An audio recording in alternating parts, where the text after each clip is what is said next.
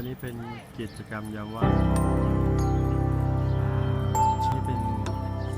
ช่วงเป็นเวลามาเดินเล่นด้วยนี่คือที่เขาพามาดูกิจกรรมร่วมกันอันนี้คือด้วย